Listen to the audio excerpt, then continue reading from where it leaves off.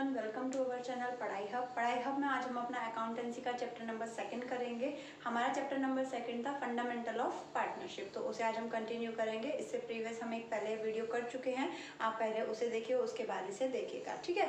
चलिए अब यहाँ पर आज हम करेंगे अपना जो हमारा सेकेंड वीडियो है चैप्टर नंबर 2 का, that is known as fundamental of partnership. तो उसमें हम क्या करेंगे आज देखिए, रिकॉर्डिंग ऑफ पार्टनरशिप ट्रांजेक्शन, कि भाई पार्टनरशिप ट्रांजेक्शन को हम रिकॉर्ड कैसे करते हैं। अच्छा, अगर मैं आपसे पूछूं, आप लोगों ने 11th किया, 11th में हमने क्या किया था, जो लास्ट चैप्टर था उसमें हमने फाइनेंशियल स्टेटमेंट पढ़ा था, ठीक है। इतना तो सबको भी याद ही होगा क्योंकि लास्ट चैप्टर था वो।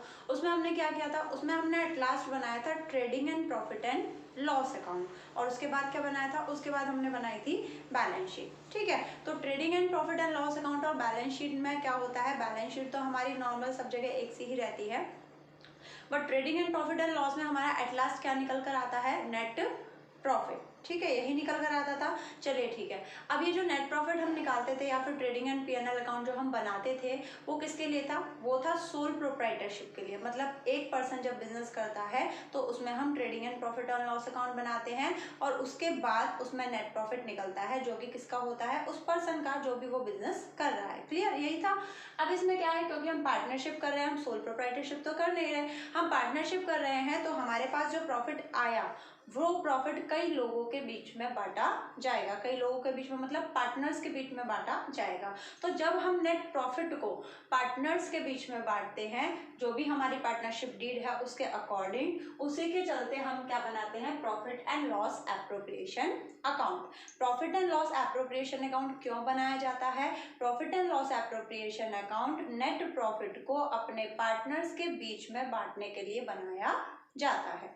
क्लियर, क्योंकि हम यहाँ पर क्या कर रहे हैं, पार्टनरशिप कर रहे हैं। सोल प्रोप्राइटरशिप हमने 11th में किया था, वहां पर क्या था, वहां पर हम नेट प्रॉफिट निकालते थे, बात खत्म, क्योंकि वो नेट प्रॉफिट सिर्फ एक पर्सन का है। बट यहाँ पर क्या है, यहाँ पर उस नेट प्रॉफिट को हमें कई पार्टनर्स में बांटना है, so that's why we have to prepare profit and loss appropriation account. Clear, चलिए इसके बाद profit and loss appropriation account हमारा बाय नेचर क्या होता है, नॉमिनल अकाउंट होता है। नॉमिनल अकाउंट का फॉर्मूला याद होगा या नहीं मुझे नहीं पता आपको, क्योंकि 11th के स्टार्टिंग में पढ़ा होगा आपने। नॉमिनल अकाउंट का हमारा फॉर्मूला होता है debit all the expenses and losses and credit all the income and gain. याद आ गया, चलिए अच्छी बात है। अब नॉमिनल अकाउंट की अगर हम बात करें तो यहाँ पर ये हमारा प्रॉफिट एंड लॉस बना। अब प्रॉफिट एंड लॉस का हमारा बेसिक या फिर इसके क्या कंटेंट्स, इसमें क्या क्या चीजें आती हैं, मतलब मैक्सिमम इतना है, इससे कम आएगा, इससे ज्यादा इसमें कुछ भी नहीं आएगा। अब इसमें सबसे पहले हम क्या लिखते हैं, सबसे पहले हमने जो इससे पहले जो भी किसी भी फर्म की हमारी जो फाइनेंशियल स्टेटमेंट होती है वो होती है trading and profit and loss account. उसके बाद हमारा बनता है profit and loss appropriation account in terms of partnership, ठीक है। तो सबसे पहले हम क्या करेंगे, प्रॉफिट एंड लॉस अकाउंट से क्या लेंगे, नेट प्रॉफिट। नेट प्रॉफिट हम यहाँ पर लिखेंगे, क्यों लिखेंगे, क्योंकि ये फर्म की इनकम है। नेट प्रॉफिट क्या है, फर्म की इनकम है। उसके बाद क्या अब हम करेंगे, अब जैसे जैसे हमें क्वेश्चन में कहा होगा या जैसे जैसे पार्टनरशिप डीड में होगा उसके अकॉर्डिंग हम सारे ट्रांजेक्शन करेंगे। अब देखिए, नेट प्रॉफिट में से अगर मैं कुछ पार्ट अपने पार्टनर्स को दे रही हूँ, मैं मतलब फर्म कुछ पार्ट अपने पार्टनर्स को दे रही है, तो वो फर्म के लिए क्या है, खर्चे हैं, और खर्चे सारे कहाँ पर जाते हैं, डेबिट साइड में। सो क्लियर, अब देखते हैं हम क्या क्या देंगे। यहाँ पर दे रखा है to salary of partner. To salary of partner मतलब अगर आपकी पार्टनरशिप डीड में सैलरी लिखी हुई है, मतलब किसी पार्टनर को आपको सैलरी देनी है, वो पर एनम भी हो सकती है, पर मंथ भी हो सकती है, हाफ ईयरली भी हो सकती है। तो आपको जैसा क्वेश्चन में कहा हो वैसे हम सैलरी अपने पार्टनर को देंगे। 2, 3, 4 जितने भी पार्टनर अगर सबको देनी है तो सबको देंगे, किसी एक स्पेसिफिक पार्टनर को देनी है तो उसको देंगे। उसके बाद है to commission of partner. Commission of partner, commission में हमारा आफ्टर बिफोर वाला लगता है। तो मैं आपको बता दूं, अगर कमीशन ऑफ पार्टनर हमें दिया है, चलिए हम अभी बाद में करेंगे, थोड़ा सा लेंथी टॉपिक है, मैं अभी आपको समझाऊंगी। अभी सिंपल बस हम यही समझते हैं, अगर मुझे अपने पार्टनर को कोई कमीशन देनी है तो भी उसे हम अपने नेट प्रॉफिट में से देंगे। उसके बाद इंटरेस्ट ऑन कैपिटल, एक बात हमेशा याद रखना, interest on capital is always given to opening capital. अगर क्वेश्चन में आपको क्लोजिंग कैपिटल दी है तो उस क्लोजिंग कैपिटल से पहले आप ओपनिंग कैपिटल निकालेंगे और उसके बाद ओपनिंग कैपिटल पर हम इंटरेस्ट ऑन कैपिटल को कैलकुलेट करेंगे। अब भाई आप कहेंगे कि मैम अगर क्लोजिंग कैपिटल दी है तो हम ओपनिंग कैपिटल निकालेंगे कैसे? तो आपको अगर याद हो, आपका 11th में चैप्टर नंबर था 23rd, accounts from incomplete record, शायद कुछ याद आ रहा हो, ठीक है, क्योंकि मुझे नहीं लगता आपको अभी तक कुछ याद होगा। तो यहाँ पर हम बात करें चैप्टर नंबर 23rd के अकाउंट्स फ्रॉम इनकम्प्लीट रिकॉर्ड की, तो उसमें एक फॉर्मूला था क्लोजिंग कैपिटल प्लस ड्रॉइंग, ठीक है, याद आया थोड़ा थोड़ा? ठीक है, चलिए, क्लोजिंग कैपिटल, फिर उसके बाद हमारा आता था ऐड ड्रॉइंग, उसके बाद अब यहाँ पर हमें निकालना क्या है? हमें यहाँ पर निकालना है ओपनिंग, है ना? तो ये हमें दिया है क्लोजिंग, क्लोजिंग में हमने ऐड कर दिया ड्रॉइंग, उसके बाद लेस कर दिया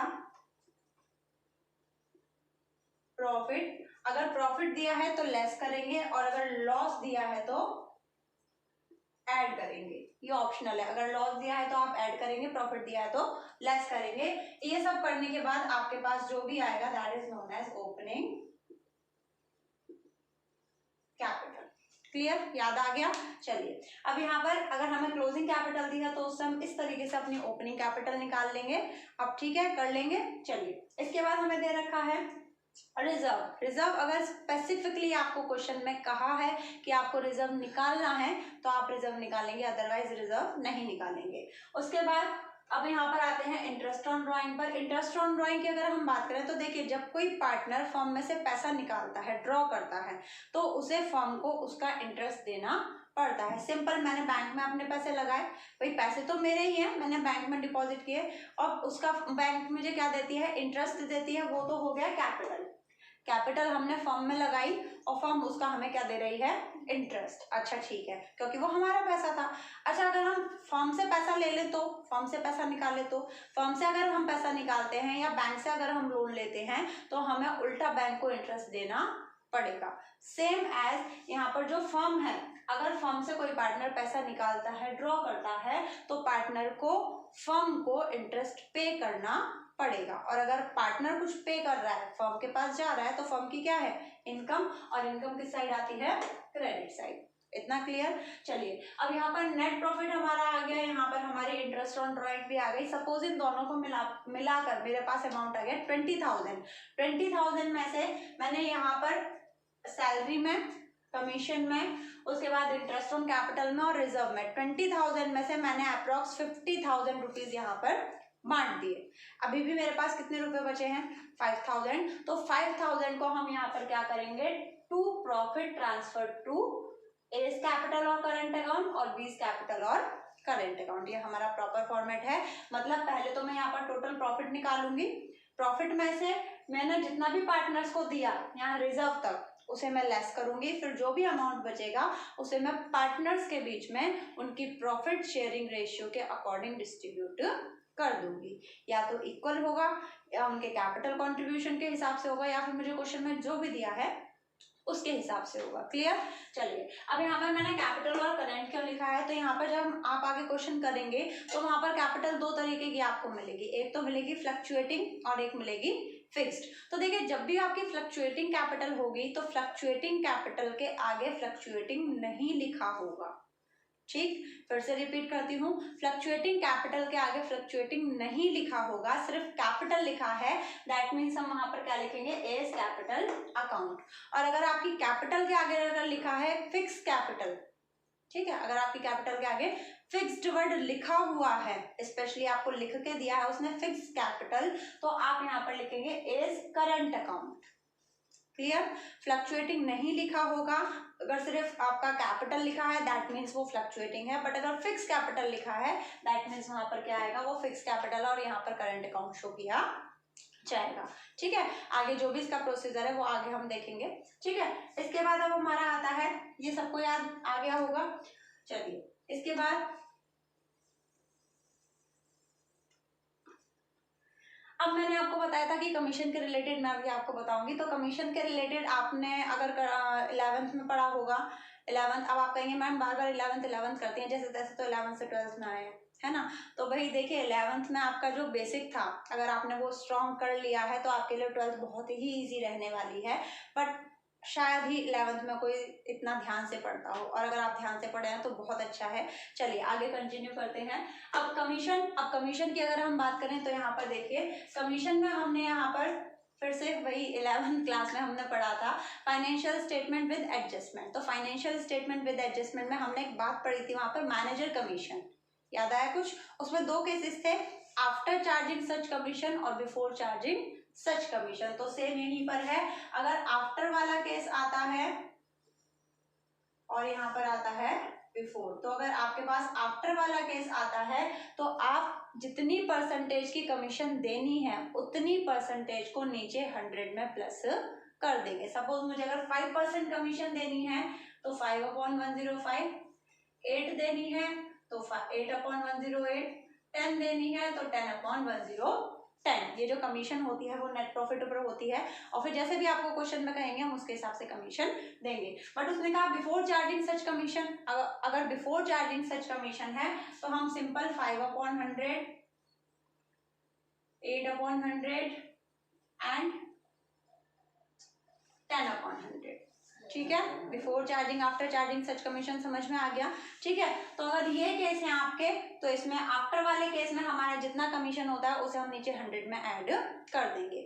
और इससे रिलेटेड क्या क्या ट्रांजैक्शन है कमीशन से रिलेटेड, तो देखिए इसके आगे बढ़ने से पहले यहाँ पर कुछ 2-3 ट्रांजैक्शन ऐसी होती हैं जिनके बारे में आपको पता होना चाहिए, क्योंकि वो होती तो पार्टनर से रिलेटेड है बट उन्हें हम पीएनएल में प्रॉफिट एंड लॉस एप्रोप्रिएशन में शो नहीं करते, उन्हें प्रॉफिट एंड लॉस अकाउंट में शो किया जाता है। तो वो कौन कौन सी एडजस्टमेंट होती हैं फटाफट देख लेते हैं।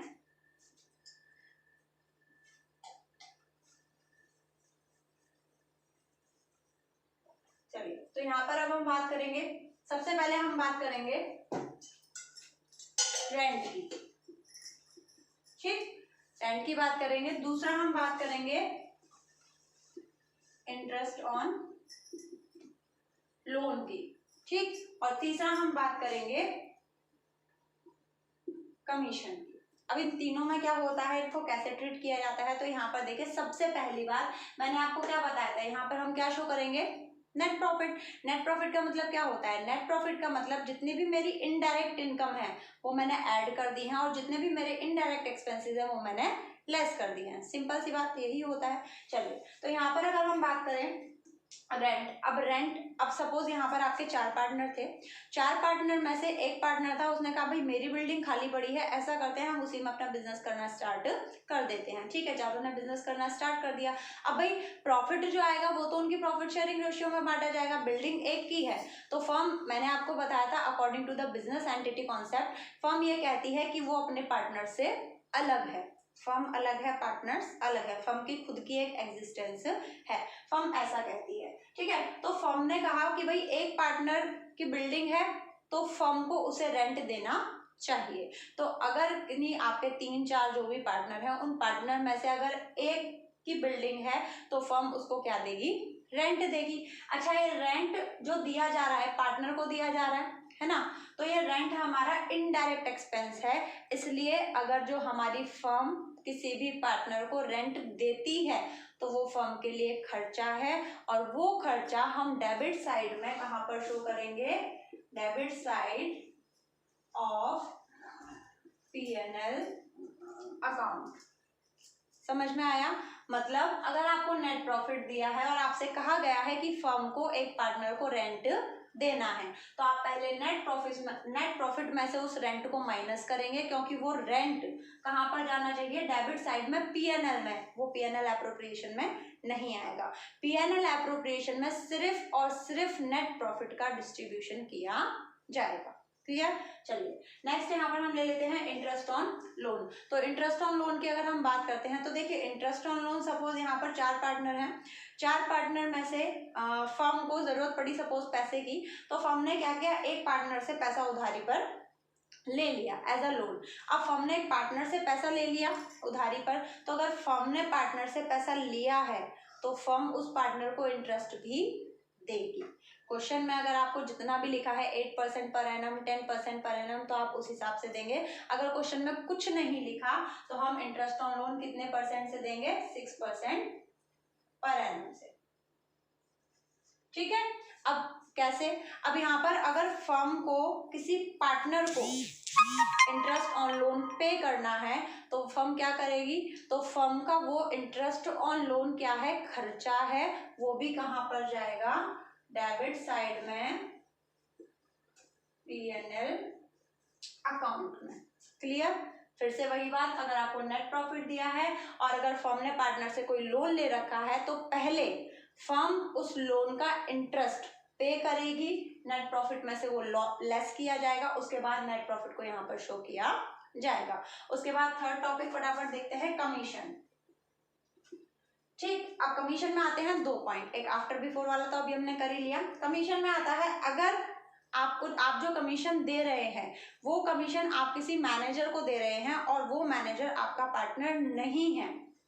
फिर से बोल रही हूँ, आप जो कमीशन दे रहे हैं, सिंपल सी बात है, मैनेजर को दे रहे हैं, मैनेजर कमीशन होती है, और अगर वो मैनेजर आपका पार्टनर नहीं है तो उसकी कमीशन डेबिट साइड में P&L में शो करी जाएगी।